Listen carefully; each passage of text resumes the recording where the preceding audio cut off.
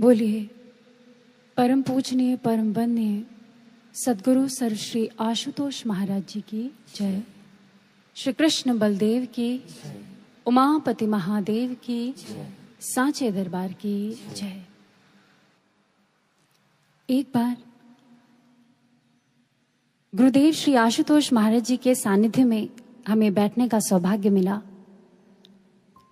और महाराज जी ने उस दिन जीवन की अबूझ पहेली को हम सभी के समक्ष समझाते हुए एक बहुत सुंदर भजन गुनगुनाया। उस भजन के बोल आज के समय के लिए एक बहुत गहरा चिंतन और एक चेतावनी अपने भीतर संजोए हुए थे। आइए क्यों ना हम आज मिलकर के उस भजन को पुनः दोहराते हैं, उसे सुनते हैं और जानते हैं कि ये जीवन है क्या।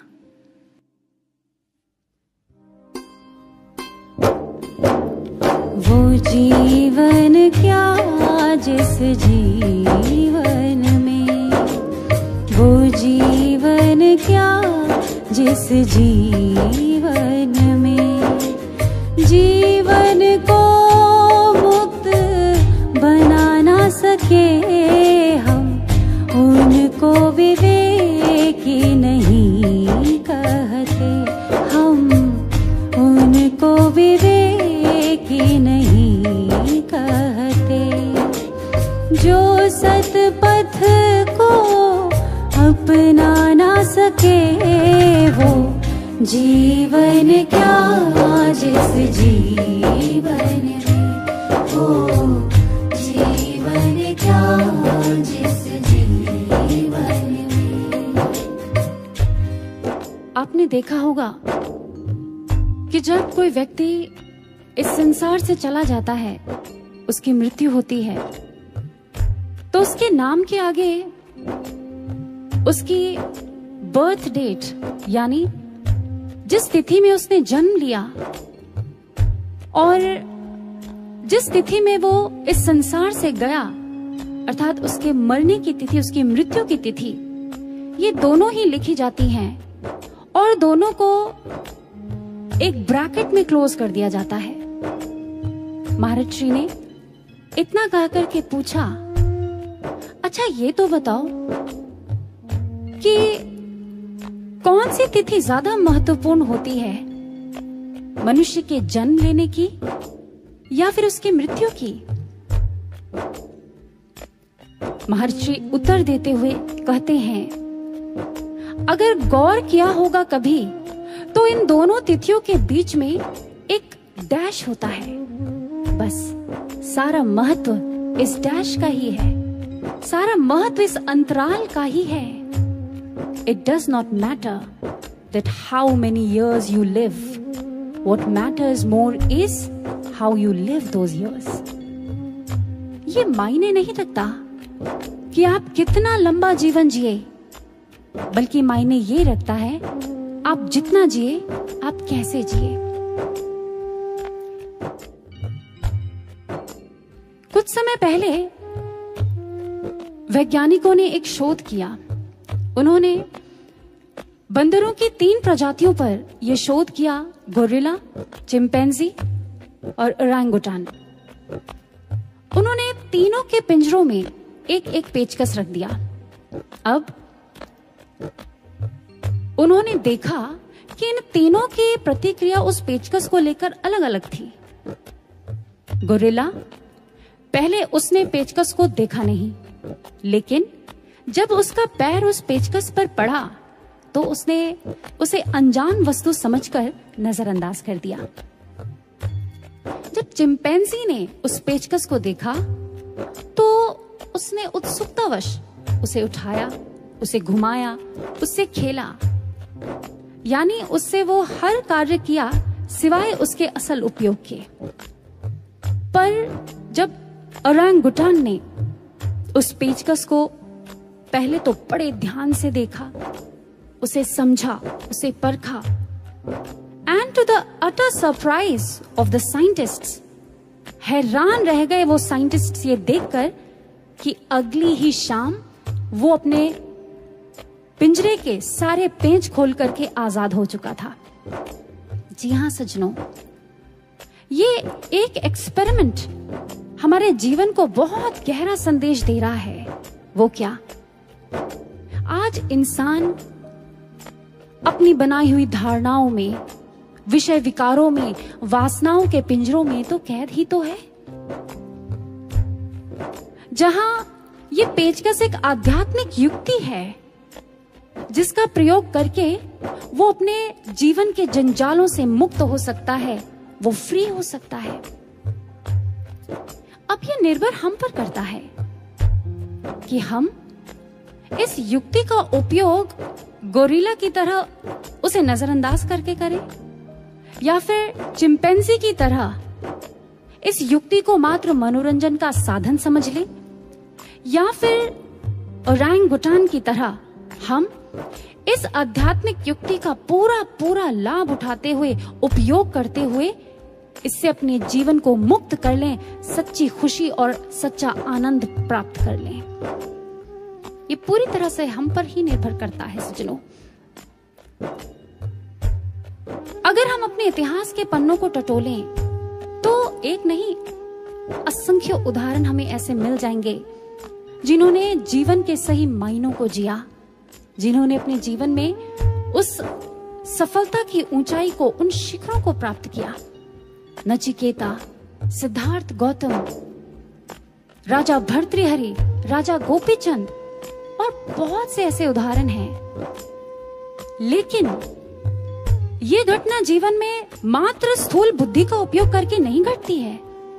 जब बुद्धि को विवेक का संग प्राप्त होता है, विवेक अर्थात निर्णायक शक्ति, निर्णायक बुद्धि, जो निर्णय लेने में सक्षम है, क्या सही है, क्या गलत है, क्या अच्छा है, क्या बुरा है, क्या सच है, क्या झूठ है, जो इसमें ठीक ठीक भेद कर पाती है, वो विवेक बुद्धि है। और जब बुद्धि विवेक का संग करती है तब जीवन में एक चमत्कार घटता है। और वो चमत्कार क्या है सज्जनों? इस सतपथ का मिल जाना, उस ब्रह्म ज्ञान का जीवन में आ जाना। इसके बारे में भगवान श्री राम भी लक्ष्मण को बहुत सुंदर समझाते हैं। ज्ञानम विमोक्षाय न कर्म साधनम। हे लखन, बिना ज्ञान के जीवन में मोक्ष और सुख की कल्पना करना बिल्कुल बेकार है। इसीलिए आए हम भी अपने जीवन में इस विवेक बुद्धि का उपयोग करें।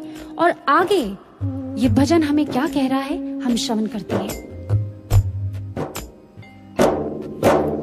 जीवन में जितने दुखिया हैं वो निज दोषों के कारण है। जीवन में जितने दुखिया हैं वो निज दोषों के कारण है। पर जिनको इतना बोध नहीं, पर जिनको इतना बोध नहीं, वो इन दोषों को मिटा ना सके। वो जीवन क्या जिस जीवन में, वो जीवन क्या जिस जीवन में। मुझे याद है उस दिन महाराज जी ने इन पंक्तियों को सुनाते हुए एक प्रश्न हमसे किया था। जानते हो कुछ लोग दुखी क्यों रहते हैं?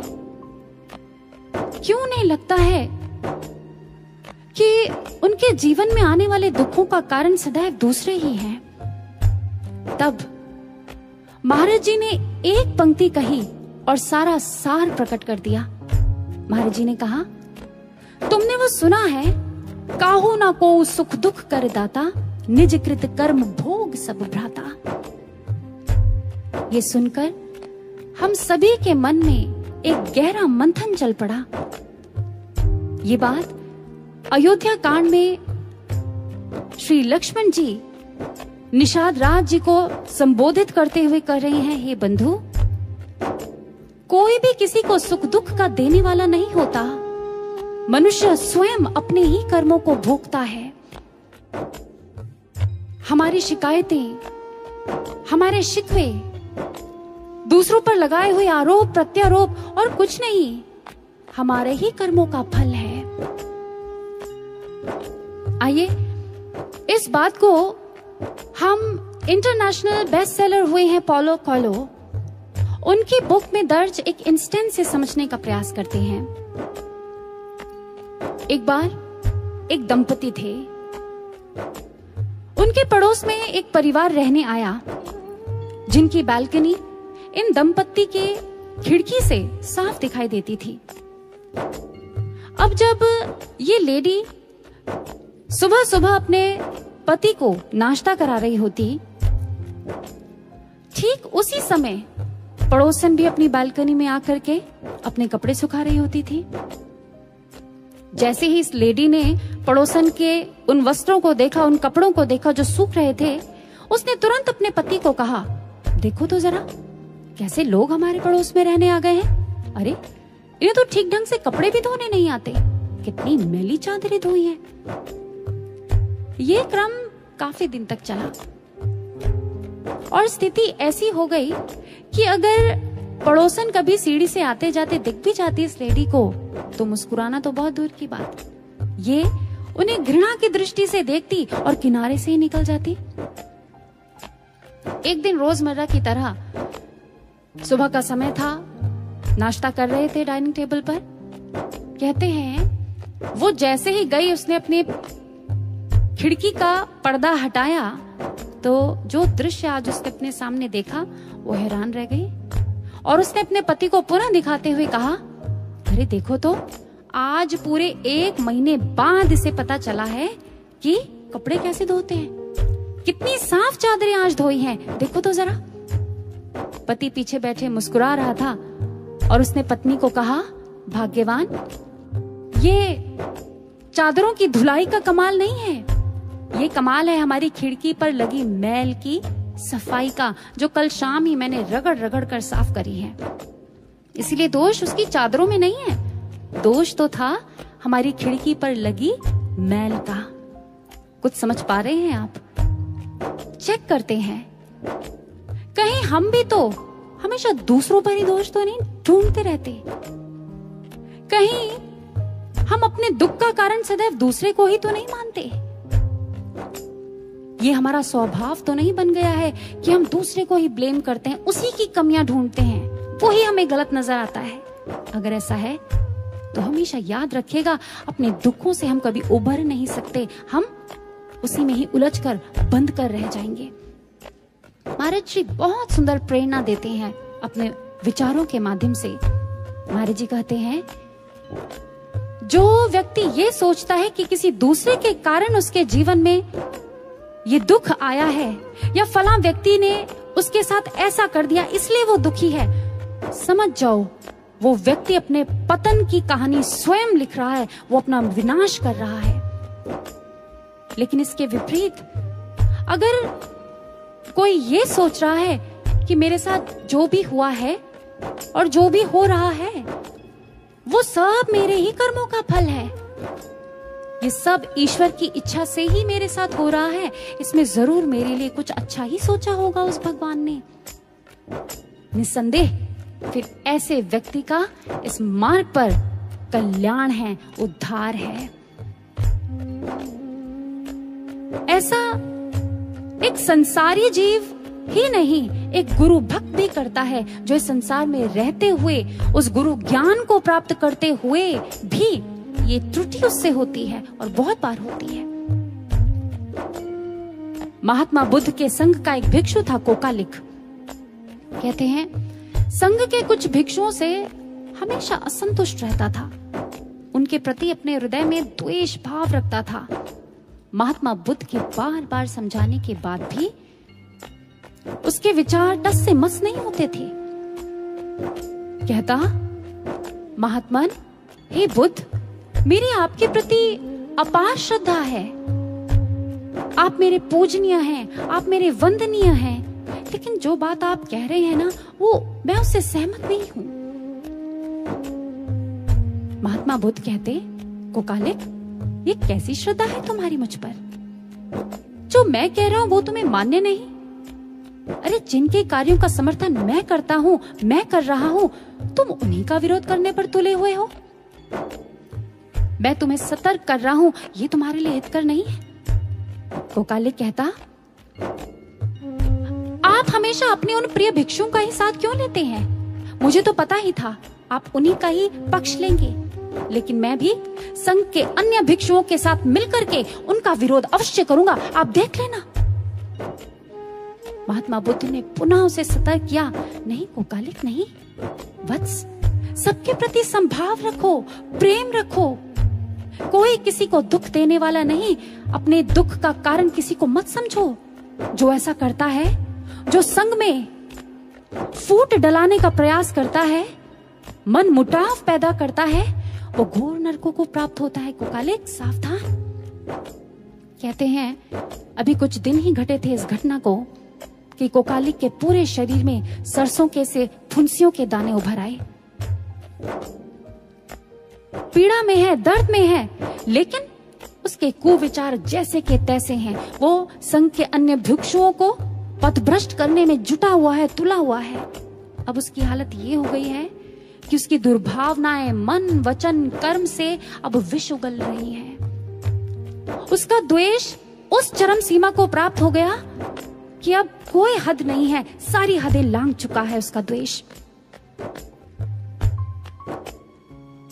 कुछ दिन बीते, अब कोकालिक की शरीर की वो फुंसियां आंवलों के दानों जैसी बड़ी हो गई और करते करते एक दिन पके हुए बेल की मानिंद होकर वो फूट पड़ी, फूट गई। उनसे खून और मवाद बहने लगा। अपने शिष्य की ऐसी दुर्दशा देख करके किस गुरु का हृदय पसीजेगा नहीं सज्जनों। आज महात्मा बुद्ध का हृदय छलछला उठा। उन्होंने आज एक देव पुरुष को आज्ञा दी कि जाओ और कोकालिक के स्वप्न में जाकर उसे बोध कराओ उसके पापों का। उसे बताओ कि अभी भी समय है, वो जाकर अपने अपराधों की क्षमा मांग ले। अभी भी समय है, अभी भी कुछ नहीं बिगड़ा। आपको क्या लगता है कोकालिक ने क्या किया होगा? विनाश काले विपरीत बुद्धि। जी हाँ, वो कहता, मुझे तो पता ही था ये तथागत की ही कोई नई चाल है। अरे वो सदैव अपने उन प्रिय भिक्षुओं का साथ देते आए और देते रहेंगे, इसीलिए मैं भी कोकालिक हूं, अंतिम दम तक हार नहीं मानूंगा, डटा रहूंगा। इतिहास बताता है कुछ ही समय बाद कोकालिक की दर्दनाक मृत्यु हो गई और वो घोर नरकों में भटकने को विवश हो गया।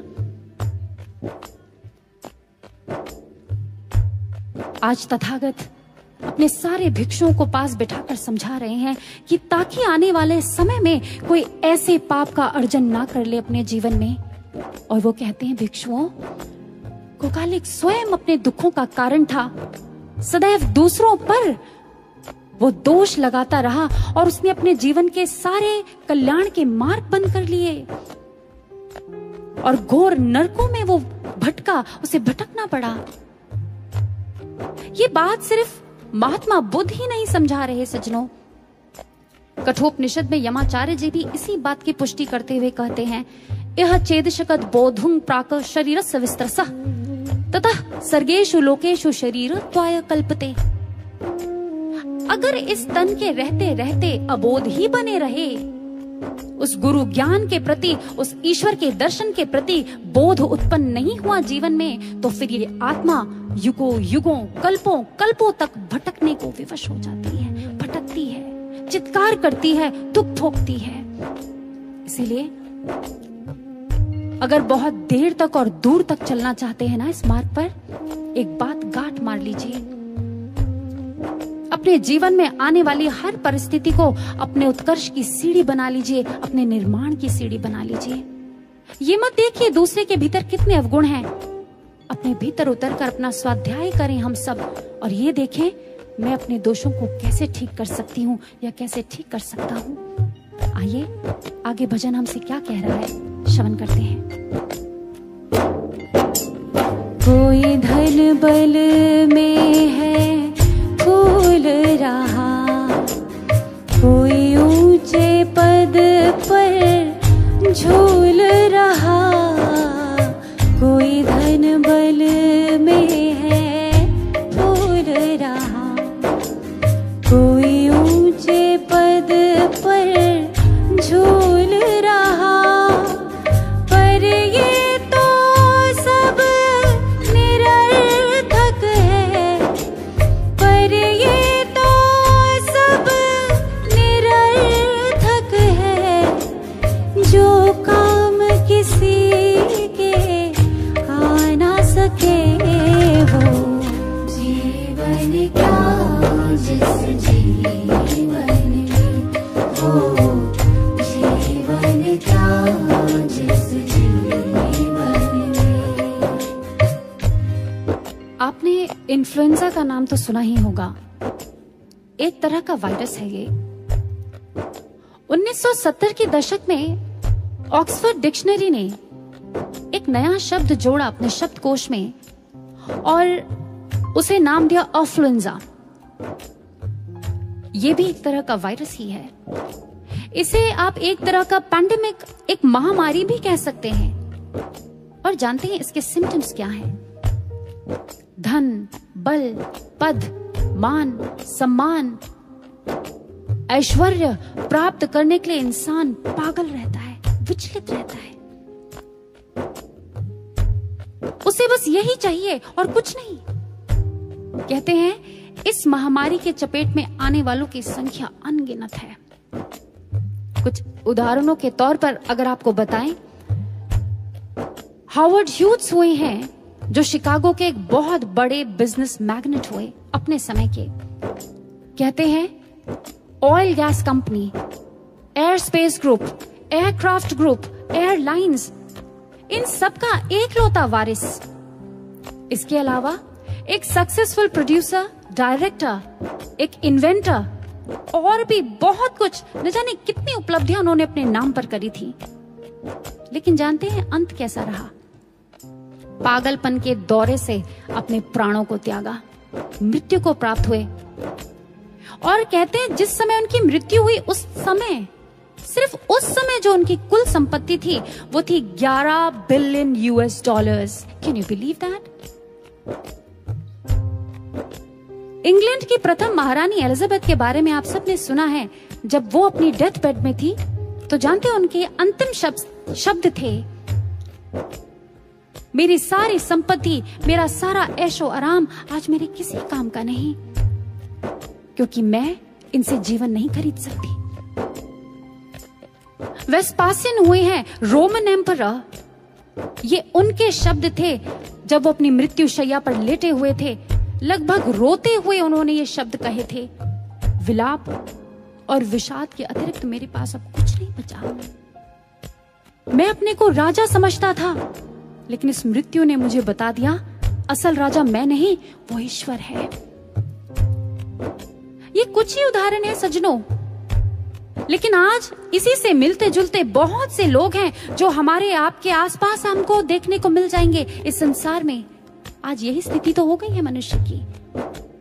धन, संपदा, बल, वैभव, ऐश्वर्य, मान, प्रतिष्ठा, किसी चीज की कोई कमी नहीं है। लेकिन अगर आज विश्व की हालत को देखें तो किस कगार पर आकर खड़ी हो गई है ये पूरी दुनिया। हम और आप इसके साक्षी हैं। किसी ने बहुत खूब कहा, इंसान की लोभ की आंख को या तो फिर संतोष भर सकता है या फिर कब्र की मिट्टी। कहते हैं पांडवों को जब हस्तिनापुर से निष्कासित किया गया, वो दर दर भटकने के लिए मजबूर हो गए और खांडव वन में आकर के उन्होंने आश्रय लिया। वो स्थिति उनके जीवन की ऐसी थी जब वो धीर वीर गंभीर प्रकृति के लोग भी उग्र स्वभाव के हो गए। उनमें से एक भीम था। भीम कहने लगा, आज बड़ा ही उग्र सा उसका स्वभाव है, और वेदव्यास जी के समक्ष वो गुस्से में आज अपनी बात रख रहा है और कह रहा है, आखिर हमें हस्तिनापुर से निष्कासित करके दुर्योधन की क्या क्षति हुई? हे मुनि श्रेष्ठ, मैं तो कभी कभी सोचता हूँ पाप का मार्ग ही सुख अर्जन करने का एकमात्र मार्ग है। मुझे तो लगता है जीवन में सफलता यानी धन संपदा मात्र अधर्म के मार्ग से ही प्राप्त की जा सकती है, क्योंकि सुख और सफलता का सीधा सीधा संबंध तो धन संपत्ति से ही है। और क्या है इस जीवन में? जानते हैं वेदव्यास जी उसके भीतर की व्यथा अच्छी तरह समझ रहे थे और वो कहने लगे, हाँ पुत्र, शायद एक सामान्य मानव के सोचने की पद्धति यही है। भीम कहने लगा, इसमें अनुचित क्या है? वेदव्यास जी ने कहा, पुत्र, ये मात्र तुम्हारा भ्रम है। जिस प्रकार जल में चंद्रमा के प्रतिबिंब को देख लेने के बाद बालक को प्रतीत होता है कि चंद्रमा जल में ही कहीं है, और उसका जब तक ये भ्रम बना रहता है तभी तक उसके लिए ये सत्य है। भीम तुनक करके कहने लगा, आप ये कैसी बात कर रहे हैं मुनिश्रेष्ठ? ये तो यथार्थ है। अरे इसे मैं देख पा रहा हूं, इसे आप देख पा रहे हैं, भला ये भ्रम कहां है? वेदव्यास जी ने गंभीर स्वर में आज भीम से कुछ प्रश्न किए। भीम, मुझे एक बात बताओ, इस जीवन में ज्यादा सुखी कौन है, मैं या दुर्योधन? आज भीम ने अपने दोनों हाथ जोड़े और कहने लगा, मुनिश्रेष्ठ, आप? पुनः एक प्रश्न रखा, ये बताओ ज्यादा सफल कौन है, मैं या दुर्योधन? भीम ने कहा, हे पितामह, आप? अच्छा, फिर मुझे ये बताओ कि अधिक आध्यात्मिक उन्नति किसने प्राप्त करी है, मैंने या दुर्योधन ने? भीम कहने लगा, हे मुनिश्रेष्ठ, आपने? आप ये कैसी बात कर रहे हैं? वेदव्यास जी ने कहा, लेकिन भीम, मेरे पास तो ना ही संपत्ति है, मेरे पास तो ना ही ऐश्वर्य है, ना ही सेना है, ना ही राज्य है। फिर हमेशा एक बात याद रखना, धन और पद अधर्म को पोषित करते हैं। जीवन में प्राप्त करने योग्य मात्र मन की शुद्धि, आत्मा की उन्नति और भौतिक बंधनों से मुक्ति है वत्स। इस बात को कभी मत भूलना। तुम सुखी हो क्योंकि तुम में राज्य की वासना नहीं, तुम सुखी हो क्योंकि तुम में धन की लोलुपता नहीं, वरना तुम लोग जीते जी अपने प्राण रहते हस्तिनापुर का त्याग कभी नहीं कर सकते थे। याद रखो, सुख अर्जन में नहीं विसर्जन में है, भोग में नहीं त्याग में है, आसक्ति में नहीं अनासक्ति में है। कितनी सुंदर ये प्रेरणा हम सबके लिए है सज्जनों। गुरु महाराज जी के समक्ष भी एक बार एक जिज्ञासु आए, उनकी भी कुछ कुछ विचारधारा इसी प्रकार की थी। अपने दोनों हाथ जोड़े और महाराज जी से कहा, महाराज जी, मैं अथाह धन संपत्ति कमाना चाहता हूँ, मैं धनाढ्य बनना चाहता हूँ, मैं धनवान बनना चाहता हूँ।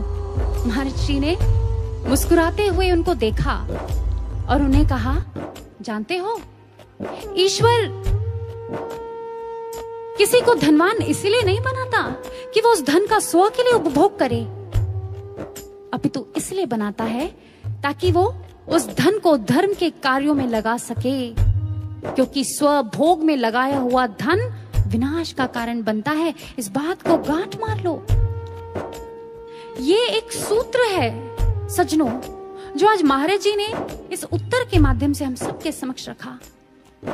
जिस किसी ने भी जीवन के इस रहस्य को समझ लिया ना, फिर उसके जीवन जीते जी मुक्त हो जाता है। वो एक एग्जाम्पल सेट करके जाता है। योगानंद जी के शिष्य जेम्स जे लिन कहते हैं, बाद में चलकर इनका नाम राजर्षि जनकानंद जी पड़ा। ये एक अमेरिकन थे, अमेरिका के एक मल्टी मिलियनियर बिजनेस टाइकून। 40 की उम्र में ये योगानंद परमहंस जी के संपर्क में आए। इन्होंने उनसे आध्यात्मिक दीक्षा को प्राप्त किया और ये उनकी ऑटोबायोग्राफी में लिखा हुआ है, मेरे जीवन में अथाह धन संपत्ति थी, ऐश्वर्य था, मान था, वैभव था, सब कुछ था, लेकिन मेरे जीवन में सुख नहीं था। एक विषाद, एक हताशा, एक निराशा, एक अलग सी अनिश्चितता मेरे जीवन को घेरे रहती थी, मुझे हर पल घेरे रहती थी। लेकिन जब मेरे जीवन में योगानंद जी आए तो उन्होंने मेरे जीवन की दिशा और दशा दोनों को ही बदल कर रख दिया। मेरा जीवन धन्य हो गया। और जानते हैं सज्जनों, इन गुरु भक्त की कैसी लौ लगी अपने गुरु से। कहते हैं घर पे उपयुक्त माहौल वातावरण ना मिलने पर ये सुबह जल्दी उठ करके अपने दफ्तर जाया करते और अपने ऑफिस के सेक्रेटरी डेस्क में जाकर के एक नोट छोड़ देते थे, please do not disturb, I am in conference with God. और घंटों घंटों साधना किया करते थे। अपने मल्टीपल बिजनेस के साथ साथ ये योगानंद परमहंस जी के आध्यात्मिक सम्मेलनों और आयोजनों में डट करके आर्थिक रूप से भी सहायता प्रदान करते रहते थे। अपने गुरु से एक ऐसा जुड़ाव स्थापित कर लिया था इन्होंने कि कितने भी व्यस्त हो ना, बस एक बार गुरु का संदेश क्या मिलता था, ये अपने सारे कार्यों को छोड़ करके और गुरु की आज्ञा की पूर्ति में जुट जाया करते थे। इतनी लगन, ऐसी लौ लगी। एट द एज ऑफ 63, जब अपनी मृत्यु के समय उन्होंने अपनी प्रॉपर्टी का एक बहुत बड़ा हिस्सा, a massive amount of $6 billion, धर्म के प्रचार प्रसार में दान स्वरूप भेंट किया, जो आज के $56 मिलियन के करीब है। सज्जनों, धर्म और कर्म के प्रति ऐसा अनूठा सामंजस्य, एक साधक के रूप में ऐसी एक निष्ठता थी इन गुरु भक्त जेम्स लिन की, जो आज के समय के लिए एक प्रेरणा बन गए। योगानंद परमहंस जी के शब्द हैं ये जेम्स लिन के लिए, May your life be a beacon light of inspiration to spiritual seekers on earth and in the astral world hereafter. तुम्हारा जीवन आध्यात्मिक जिज्ञासुओं के लिए वो प्रखर प्रेरणा पुंज बने जो ना केवल इस लोक को बल्कि उस लोक को भी जगमगाता रहे, वहां भी जगमगाता रहे। इसीलिए सज्जनों, धन वही पवित्र है, वही सात्विक है जो इस धर्म के मार्ग पर लगता है, अन्यथा वो धन भी पाप का ही कारण बन जाता है। गीता के 17वें अध्याय में भगवान श्री कृष्ण इसी बात की पुष्टि कर रहे हैं। दात्वम मिति यद्दानम दीयते अनुपकारिणे देशे काले च पात्रे च तद्दानम सात्विकम स्मृतम। वो श्रेष्ठ दान जो समाज के प्रति अपनी जिम्मेदारी को देखते हुए सही समय, सही स्थान और सही व्यक्ति को दिया जाए, वो भी बिना किसी आशा के, वो ही सात्विक दान है, वो ही सर्वोपरि और श्रेष्ठ दान है। आज ये पूरा विश्व हम सबसे ऐसी ही दान की आशा कर रहा है। दान इंसान की इंसानियत का, दान साधकों की दृढ़ साधना का, दान हम सबकी शुभ्र चिंतन और एकनिष्ठ निष्काम प्रार्थनाओं का दान। आइए, ये युग बड़ी आशाओं से हम सबको देख रहा है, हम मिल करके इसके उत्थान की गाथा लिखते हैं। आगे ये भजन हमसे और भी कुछ कहता है, श्रवण करते हैं। जो ऊंचे पहुंचे संत जन है, उनसे पूछो पथ की बातें। जो ऊंचे पहुंचे संत जन है, उनसे पूछो पथ की बातें। जो बारह बाट के बीच में है, जो बारह बाट के बीच में है, वो हमको राह दिखा ना सके। वो जीवन क्या जिस जीवन में, वो जीवन क्या जिस जीवन में। एक बार महर्षि के पास कुछ लोग बैठे थे। उनमें से अधिकतर लोगों की भौतिकवादी मानसिकता थी, भौतिकवादी विचारधारा के वो लोग थे। और और इसीलिए उनके प्रश्न भी संसारी ही थे। महाराज जी, बहुत समय से फैक्ट्री बंद पड़ी है, क्या करें? महाराज जी, बेटी का विवाह कहीं अच्छी जगह तय नहीं हो पा रहा, क्या करें? कुछ देर बाद महाराज जी ने बहुत विनम्रतापूर्ण वाणी में कहा, मुझे लगता है आपको किसी ज्योतिषी, किसी पंडित या किसी तांत्रिक की ज्यादा आवश्यकता है, सद्गुरु की नहीं। ये सुनना था, सारे कमरे में सन्नाटा पसर गया। महाराज जी ने स्वयं इस सन्नाटे को तोड़ते हुए अब कहा, आप पिछले काफी समय से मुझसे प्रश्न कर रहे हैं, मैं अब आपसे मात्र 2 प्रश्न करूंगा। पहला, मछली जल के सबसे नीचे तल पर जाकर ही अंडे क्यों देती है? किसी ने संकोच करते हुए कहा, महाराज जी, सुरक्षा के कारण। महाराज जी कहते हैं, बिल्कुल ठीक। मछली जैसा क्षुद्र जीव भी अपने जीवन यापन को लेकर के कितना सतर्क है, कितना सजग है। वो तुच्छ सा जीव कितनी बुद्धि लगाता है। तो फिर हम तो उस ईश्वर की सर्वोत्तम कृति है, सिरमौर है सृष्टि का। क्या हमको इस मनुष्य तन से श्रेष्ठ जिज्ञासा नहीं करनी चाहिए? आप मुझसे पूछते, महाराज जी, अध्यात्म का मार्ग क्या होता है? महाराज जी, ये ब्रह्म ज्ञान क्या होता है? महाराज जी, मेरा कल्याण किसमें है? हमेशा एक बात याद रखिएगा, अपनी जिज्ञासा को मानवीय स्तर का ही रहने दीजिए, पाश्विक स्तर का मत बनने देना। अब मेरा दूसरा प्रश्न, मछली जल के सतह पर आकर के उलटकर कलाबाजी क्यों दिखाती है? सब एक दूसरे को देखते रहे, उत्तर किसी को मिला नहीं।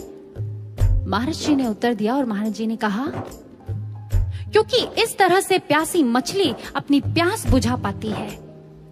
संसार सागर में तैरते हुए हम भी अपनी आत्मा की प्यास को अगर बुझाना चाहते हैं, यही एकमात्र माध्यम है, दूसरा कोई रास्ता नहीं है। और ये मार्ग है अंतर्मुखी होने का, बहिर्मुखी नहीं। छलांग लगाइए उल्टी और अपने अंतर उतर जाइए, और ये मात्र और मात्र ब्रह्म ज्ञान से संभव है। इसीलिए अगर जिज्ञासा करनी है तो अथा तो ब्रह्म जिज्ञासा, आओ उस ब्रह्म की जिज्ञासा करें, उस ब्रह्म ज्ञान की जिज्ञासा करें। सच ही तो कहा, गुरु बिन ज्ञान न उपजे, गुरु बिन मिले न मोच, गुरु बिन लखे न सत्य को, गुरु बिन मिटे न दोष। जी हाँ साधकों, क्योंकि जो 12 बाट के बीच में है वो हमको राह दिखा ना सके। 12 बाट क्या मतलब है इसका? इधर उधर बिखरे हुए बहुत से मार्ग, बहुत से पथ, और जो इन बहुत से पथ का अनुसरण करते हैं ना, वो कभी भी हमें जीवन के कल्याण का मार्ग दिखा ही नहीं सकते। कभी इस अध्यात्म ज्ञान यानी इस ब्रह्म ज्ञान का मार्ग, उसका अनुसरण हमें करा ही नहीं सकते, हमें इस मार्ग पर अग्रसर कर ही नहीं सकते। वो बेचारे खुद ही इस पथ से अनजान हैं, भटके हुए हैं। जो पूर्ण रूपेण संसारी हैं, जो बिखरी हुई मानसिकता के हैं, अगर उनका संग करेंगे निश्चित ही क्षति हमारी भी होगी, इसमें कोई दो राय नहीं। इसीलिए तो कहा, सिर्फ वो ब्रह्मनिष्ठ गुरु की शरण में जाकर के उनसे उस ब्रह्म ज्ञान की याचना करें। उन्हीं के पास वो एक मार्ग है, उन्हीं के पास वो दर्शन है, और कहीं नहीं। सारे धर्म शास्त्र ग्रंथ इस बात की गवाही देते हैं। वो मोहर लगाते हैं महाराज जी के इसी कथन पर, और क्या कहते हैं? अंतस्तः सचिदानंदं साक्षात्कारं सुसाधियेत, यो सवेव गुरु प्रोक्तः परो नाम धरः स्मृतः। जो उस एक अव्यक्त पर ब्रह्म का दर्शन घट में करा दे, वही गुरु है, वही मार्ग है, अन्य कोई तरीका नहीं। महाभारत के वन पर्व में भी कह दिया, धर्मस्य तत्त्वं निहितं गुहायाम महाजनो येन गतः स पंथा। जिस मार्ग से होकर महापुरुष गए, वही सत्य का मार्ग है और कोई मार्ग नहीं है। उपनिषद हमारे कह रही हैं, एकेन ज्ञातेन सर्वं ही विज्ञातं भवति। आप उस एक मार्ग पर चलो, उसके अलावा कोई दूसरा मार्ग ही नहीं है। वो पता चल गया तो कुछ और जानना शेष ही नहीं है। कबीरदास जी कह रहे हैं, उस एक को साध लेने से सब कुछ सदा हुआ हो जाता है। यजुर्वेद में भी कहा दिया, नान्य पंथा विद्यते अनाय, अर्थात इसके अलावा कोई मार्ग ही नहीं है। हम यहां से कहते जाएंगे और आप सुनते जाएंगे, इससे लाभ नहीं है सज्जनों। लाभ है कि हम इस तथ्य को पकड़ लें, आज इस कलिकाल में अगर मुक्ति का कोई मार्ग है, वो मात्र ये ब्रह्म ज्ञान है, कोई दूसरा तीसरा मार्ग ही नहीं है। हम भाग्यशाली हैं, आज हमें गुरु की वो कसौटी मिली, हमें ब्रह्म ज्ञान मिला, और इन सब से ऊपर आज हमें वो शक्ति मिल गई, वो परम सत्ता मिल गई सद्गुरु सर्वश्री आशुतोष महाराज जी के रूप में। किसी ने खूब कहा, किसी के पास कुछ ना हो तो हंसती है दुनिया, किसी के पास सब कुछ हो तो जलती है दुनिया। हमारे पास युग के पूर्ण गुरु आशुतोष हैं, जिनके लिए तरसती है दुनिया, जिनके लिए तरसती है दुनिया। जी हाँ सज्जनों, कहते हैं अगर कोई नेत्रहीन गिर जाता है ना, तो ये सारा संसार उसके प्रति सहानुभूति जताती है, उसके प्रति दया प्रकट करती है। ये सारी दुनिया उसको दया की दृष्टि से देखती है। लेकिन अगर कोई आंख वाला गिरता है तो ये संसार उस पर हंसता है, उसका मखौल उड़ाता है। ठीक इसी प्रकार आज ये हमारा परम सौभाग्य है कि गुरुदेव श्री आशुतोष महाराज जी की अनुकंपा से हमें वो विवेक का चक्षु प्राप्त हुआ है, वो ब्रह्म ज्ञान प्राप्त हुआ है, वो मार्ग भी महाराज जी ने दिखाया है। फिर भी अगर कोई गुरु के आदर्शों, गुरु के मूल्यों, संस्कारों और अपने चरित्र से गिर जाता है ना, तो फिर सिर्फ ये दुनिया नहीं हंसेगी उस पर, आने वाले कई युग उस पर हंसेंगे और कहेंगे कैसे अभागे थे, देखो तो जरा, मार्ग भी मिला, लक्ष्य भी मिला और कुछ कर भी नहीं पाए। कहीं ऐसा ना हो सज्जनों। आज नवयुग का महाकाव्य लिखा जा रहा है, जिसके ऑथर स्वयं गुरुदेव श्री आशुतोष महाराज जी हैं। उनकी ऑडियंस ये संपूर्ण मानव जाति है। उनका पर्पस यानी ध्येय ब्रह्म ज्ञान से मानव में क्रांति, से विश्व में शांति तक का ध्येय है। आइए, हम किस चीज की प्रतीक्षा कर रहे हैं? हम भी नवयुग के इस महाकाव्य में अपनी अपनी भूमिकाएं पूरी ईमानदारी से निभाएं सज्जनों। गुरु महाराज जी के पास एक बार एक भक्त बैठा हुआ था और उसने दोनों हाथ जोड़ते हुए महाराज जी से प्रार्थना करी, महाराज जी, हमें कैसे पता चले कि हम इस मार्ग में दृढ़ता से चल रहे हैं? हमें कैसे पता चले कि आप हमसे प्रसन्न हैं, हम ठीक ठाक चल रहे हैं? महाराज श्री ने एक बात उन गुरु भाई को बोली और कहा, देखो, इस मार्ग में 3 प्रकार के लोग चलते हैं। एक वो जिनमें दैवीय गुण होते हैं, दूसरे वो जिनमें जो अंदर और बाहर से पवित्र होते हैं, पवित्र आचरण के स्वामी होते हैं। अभी इतना सुनना ही था कि उन गुरु भाई की आंखों से अश्रुधारा प्रवाहित हो गई और वो रोने लगे, सुबक सुबक कर रोने लगे और महाराज जी के चरणों में गिर गए। महाराज जी से कहने लगे, महाराज जी, मेरे भीतर तो ना ही कोई दैवीय गुण है प्रभु, और ना ही मैं भीतर और बाहर से पवित्र हूँ। मलिनताओं का पुतला हूं मैं तो महाराज जी। वासनाएं, ईर्ष्या, द्वेष, कामनाएं ये सब भरी पड़ी है। क्या फिर मैं आपके योग्य नहीं? क्या महाराज जी मैं इस मार्ग में नहीं चल पाऊंगा? दया करिए महाराज जी। महाराज जी ने जैसे ही ऐसे सुना, महाराज जी की आंखों में आज करुणा का सागर सिमट गया और महाराज जी ने अपने हाथों से उसके सर पर प्यार से हाथ सहलाया। और जानते हैं महाराज जी ने क्या कहा? महाराज जी ने कहा, और जानता है तीसरे कौन से होते हैं? जिन्हें हम चुनते हैं। और फिर जिन्हें हम चुनते हैं वो भाग्यशाली होते हैं, जो कि तुम हो। हाँ, वो महाराज जी को देखता रहा, रोता रहा और देखता रहा, ये कैसी दयालुता है भगवान की, ये कैसी करुणामयी भगवान है, ये महाराज जी कितने करुणामयी है। महाराज जी ने कहा, जो मेरे आदर्शों को, मेरे व्यक्तित्व को, मेरे आचरण को अपने जीवन में उतार लेगा, धारण कर लेगा, फिर ये सब गुण तो मैं उसके अंदर ऐसे ही भर दूंगा। समझा कुछ? क्या हम समझे कुछ? जी हाँ सज्जनों, आज महाराज जी से प्रार्थना करें, महाराज जी जिस लक्ष्य के लिए आपने हम सबको चुना है ना महाराज जी, हम सब भी उसके योग्य तो नहीं है, लेकिन ये आपकी करुणा है, आपकी दया है, अथाह ममता है हमारे प्रति कि आपने हमें इस योग्य समझा। आपने हमारे भीतर वो संभावनाएं खोजी, आपने हमारे भीतर जिंदगी का सही मर्म जगाया और हमें अपने संग चलने का वो गौरव प्रदान किया। महाराज जी, हमें तो ऐसी कोई भी बात नहीं है। हे महाराज जी, हम आपका शुक्रिया अदा कैसे करें? महाकाव्य में चुनकर हमको जीते जी निर्वाण दे दिया। हमने तो एक किरण मांगी थी, तुमने तो दिनमान दे दिया। परम चेतना और अनंत करुणा के सिंधु हो तुम। धूल से दूषित कण हैं हम, जो मलिनताओं में कहीं थे गुम। संभावनाएं खोजी हम में, अपने संग चलाया है। ना कुछ किया न कर पाए, फिर भी हर श्रेय दिलाया है। बूंद के प्यासे चातक को स्वाति सिंधु अमान दे दिया। हमने एक किरण मांगी थी, तुमने तो दिनमान दे दिया। हमने एक किरण मांगी थी, तुमने तो दिनमान दे दिया। हम योग्य नहीं थे महाराज जी, पर आपने हमें ये अवसर दिया, आपने हमें ये सौभाग्य प्रदान किया।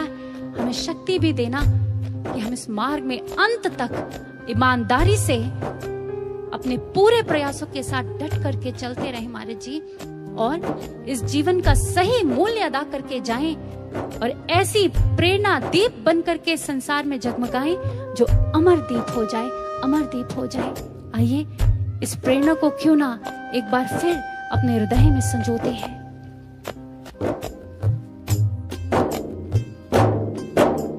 वो जीवन क्या जिस जीवन में, जीवन क्या जिस जीवन में, जीवन को मुक्त बना ना सके हम, उनको विवेकी नहीं कहते हम, उनको विवेकी नहीं कहते। जो सतपथ को अपना ना सके, वो जीवन क्या जिस जीवन में, वो जीवन क्या जिस जीवन में, वो जीवन क्या जिस जीवन